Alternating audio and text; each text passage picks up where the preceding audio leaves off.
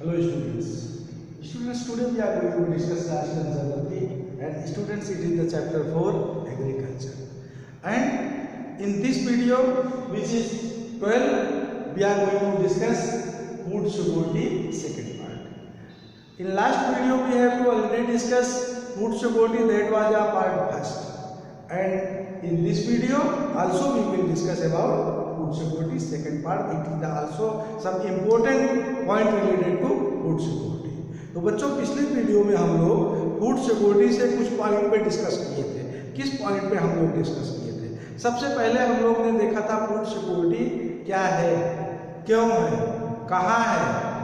Like that भी everything we have to discuss in last video. इन सारे point पे हम लोग उस वीडियो में डिस्कस किए थे. और हम लोग ने देखा था राशन साहब क्या है, पीडीएस के बारे में हम लोग ने देखा था, इश्यू प्राइस हम लोग ने देखा था. तो कॉमन पॉइंट पे हम लोग first video related to the food security में डिस्कस कर चुके हैं. अब इस वीडियो में बच्चों हम लोग क्या देखेंगे? इस वीडियो में हम लोग देखेंगे फूड सिक्योरिटी पार्ट सेकेंड के रूप में आपके सामने है. इसमें सबसे बड़ा आपको देखना है चैलेंजेस. फूड सिक्योरिटी व्यवस्था अगर सरकार कर रही है, लोगों के लिए कर रही है, तो किस तरह की प्रॉब्लम्स गवर्नमेंट्स को और फार्मर्स को फेस करना पड़ता है. Problems related to food security. इसमें मुख्य रूप से मेन बेस हम लोग इसकी चर्चा करेंगे. इस तरह कार्य अगर किया जाता है गवर्नमेंट्स के द्वारा तो किस तरह की प्रॉब्लम्स आया करती है. सब्सिडीज की चर्चा करेंगे. शिफ्टिंग प्रोडक्शन, आखिर क्या कारण है फार्मर्स को अपना प्रोडक्शन शिफ्ट करना पड़ता है, प्रोडक्शन को अपनी कल्टीवेशन प्रोडक्ट जिस चीज़ की खेती करते हैं उसमें परिवर्तन करना पड़ता है. It is why. शुरू करते हैं हम लोग सबसे पहले फूड सिक्योरिटी पार्ट सेकेंड. अब आप देखिए फूड सिक्योरिटी पार्ट सेकेंड. आप लोग बच्चों, फिर मैं बताऊंगा, आप वीडियो देखते समय बुक और पीडीएफ साथ लेके बैठा करिए. इससे आप लोगों की नोट्स और एक अच्छी बेस बन सकेगा चैप्टर के प्रति. हाँ, आप देखिए बच्चों, क्या है आपका part second food security part second में. सबसे पहले आप क्या देखने जा रहे हैं? चैलेंजेस. चैलेंजेस दैट मीन्स किस तरह की प्रॉब्लम आती है फूड सिक्योरिटी अवेलेबल कराने में गवर्नमेंट्स को, और किस तरह की प्रॉब्लम्स आती है फार्मर्स को गवर्नमेंट्स के साथ कॉपरेट करने में. चलिए आते हैं पॉइंट्स पे. आप देखिए, हमने लास्ट वीडियो में चर्चा किया था MSP that means minimum support price. ये मिनिमम सपोर्ट प्राइस क्या थी? मिनिमम सपोर्ट प्राइस वह प्राइस थी जिस प्राइस पे फार्मर्स अपने प्रोडक्ट को गवर्नमेंट्स को सेल करते हैं. गवर्नमेंट्स ये सारा वर्क किसके थ्रू कराती थी? ये आपने देखा था.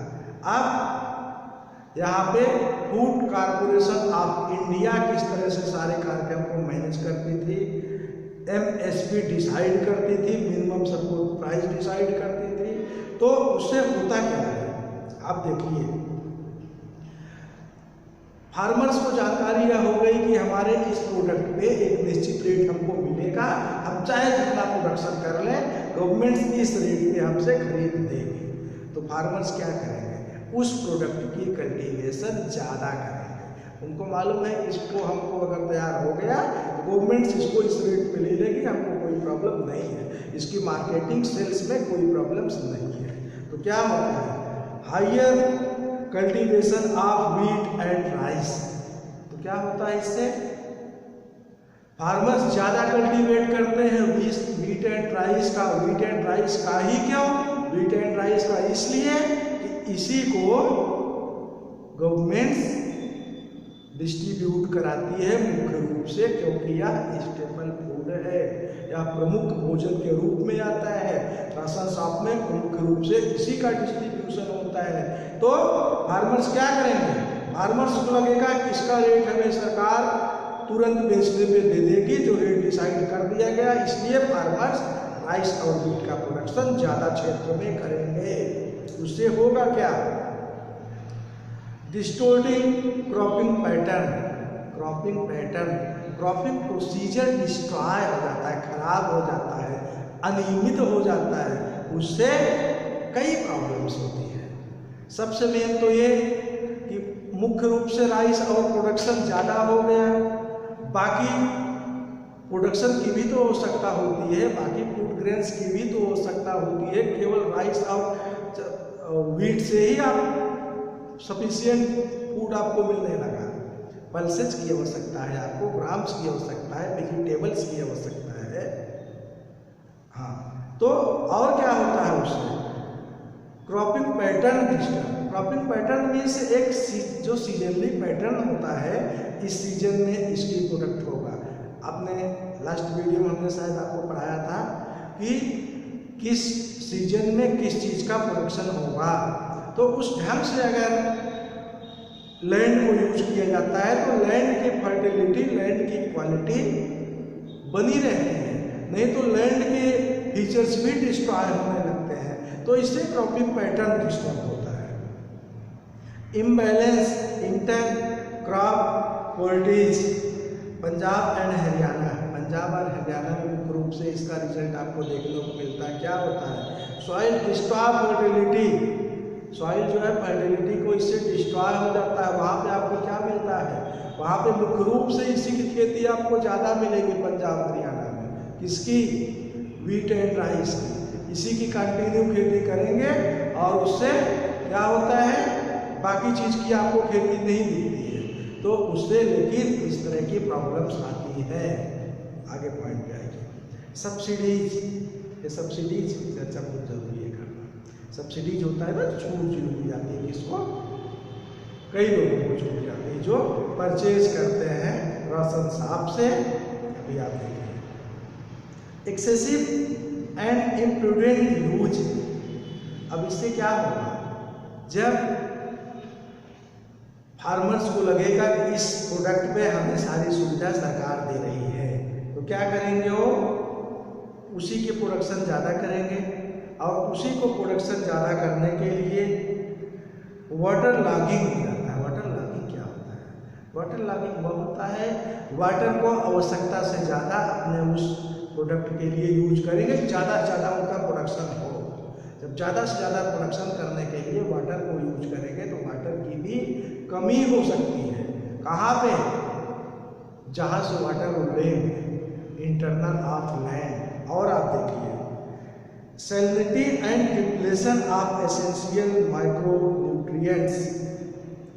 सॉइल्स में सैलिनिटी, उसके फीचर्स और एसेंशियल माइक्रो न्यूट्रिएंट्स क्या होते हैं? कम हो जाते हैं। क्यों? क्योंकि क्रॉपिंग पैटर्न जो बना है उस अकॉर्डिंग अगर क्रॉपिंग होती है, एग्रीकल्चर होता है, तो सॉइल्स की फर्टिलिटी और उसके माइक्रो ऑर्गेनिज्म पोषक तत्व, सॉइल के फीचर्स बनी रहती है। लेकिन अगर एक निश्चित क्रॉप्स को कंटिन्यू क्या किया जाएगा? प्रोडक्शन किया जाएगा, तो सॉइल्स की क्या साल्टनेस कम हो जाएगा और उसके माइक्रोन्यूट्रिएंट्स फीचर्स भी कम हो जाएंगे। अब आप देखिए, ये आपको समझ में आया? सॉइल की गुणवत्ता में कमी आई, उसके वैरायटी जो होना चाहिए, सॉइल की क्वालिटी जो होना चाहिए वो घटा। ये क्या है आप पढ़ रहे हैं? आप पढ़ रहे हैं चैलेंजेस, आप पढ़ रहे हैं प्रॉब्लम्स इसके फूड सिक्योरिटी के। चलिए आगे देखिए अगला प्रॉब्लम क्या है। अगला मेन प्रॉब्लम भी आपके यहाँ आता है। क्या है वह? Administrative difficulties. एडमिनिस्ट्रेटिव डिफिकल्टीज क्या है? एडमिनिस्ट्रेटिव डिफिकल्टीज यह है कि सरकार को राशन शॉप मैनेजमेंट करने वाले को, मैनेजमेंट कौन करता है?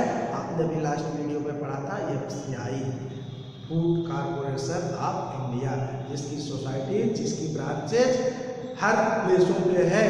उसको एक प्रॉब्लम्स क्या होती है? APL and BPL। APL और BPL क्या है? ये APL और BPL ये राशन लेने वाले लोगों का एक स्टैंडर्ड है, राशन कार्ड का एक स्टैंडर्ड है।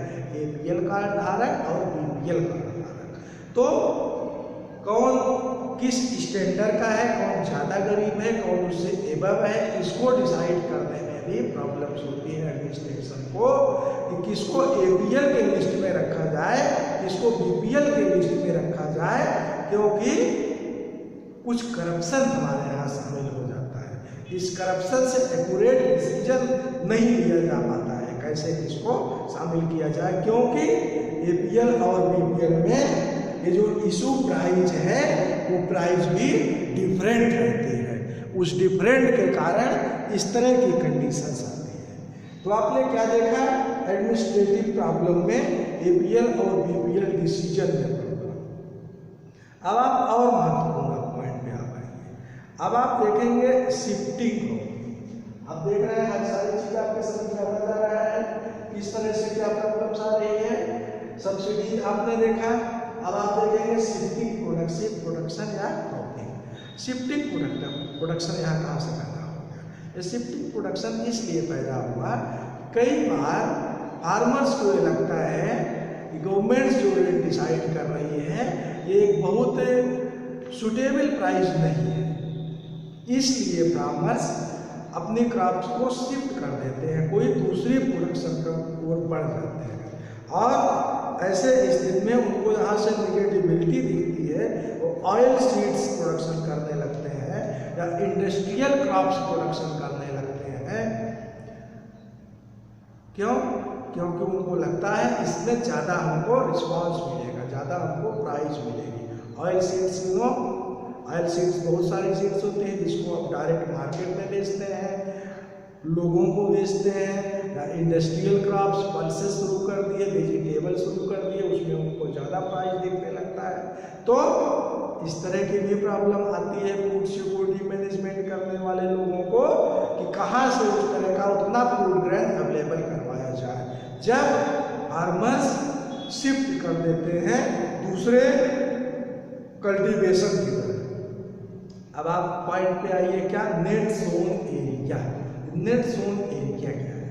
नेट जोन एरिया वह एरिया है जिसकी चर्चा हम लोग पीछे भी किए थे, अभी फिर आपसे हम करेंगे।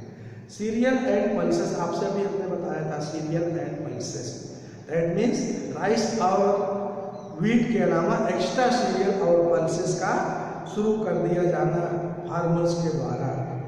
और फिर इससे क्या होता है? कंपटीशन बिटवीन लैंड यूज होती है, उसके बीच में कंपटीशन शुरू होता है कि किस लैंड को किस तरह के प्रोडक्शन के लिए प्रयोग किया जाए। फार्मर्स के लिए यह बात आती है कि फार्मर अपने किस लैंड को किस प्रोडक्शन के लिए यूज करें। यह भी चैलेंज है किसके लिए? फार्मर्स के लिए। और फार्मर्स का चैलेंज ही फूड सिक्योरिटी में एफसीआई का भी चैलेंज होता है, क्योंकि बफर स्टॉक एफसीआई को किससे मिलता है? फार्मर से। आगे पॉइंट आप देखिए बच्चों, हमने अभी आपसे चर्चा किया था net zone area. Net zone area refer to the area sown more than one in an agriculture year. वह ऐसा क्षेत्र होता है जहाँ पर सचमुच साल भर में खेती किया जाता है। खेती का वह क्षेत्र उसे नेट जोन एरिया कहा जाता है जो खेती के योग्य लैंड हो।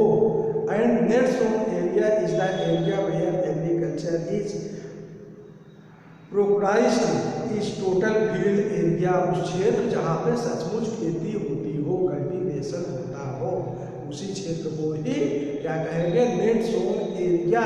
और जहाँ पे खेती नहीं होती हो उसे क्या कहेंगे? अभी आपको हम बताते हैं। नेट जोन एरिया आपने क्या देखा?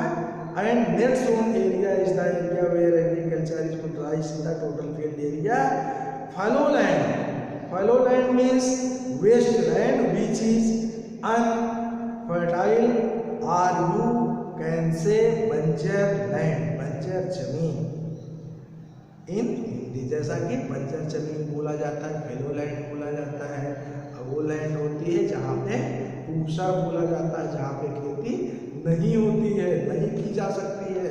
उस लैंड की वो क्वालिटी नहीं होती, उस लैंड में सॉइल में फर्टिलिटी फीचर्स नहीं होता है, वो माइक्रोन्यूट्रिएंट्स नहीं होते हैं जिसके द्वारा प्रोडक्टिव फीचर्स हो, जिसके द्वारा सॉइल्स प्रोडक्शन कर सके, सीड्स से प्लांट्स तैयार हो सके। And the area of Punjab and Haryana है more percentage of net zone area. Punjab and Haryana में क्या है? वहाँ पे नो नेट सोन एरिया ज़्यादा है, वहाँ पे वह क्षेत्र ज़्यादा है जहाँ पे प्रोडक्शन होता है, खेती होता है। So food security is a danger, food security in danger and these are such challenge of food security. तो बच्चों आपने क्या देखा, आपने इस वीडियो में क्या देखा, आपने इस वीडियो में मुख्य रूप से देखा प्रॉब्लम्स, चैलेंज, किसके अगेंस्ट, किसके प्रति, फूड सिक्योरिटी।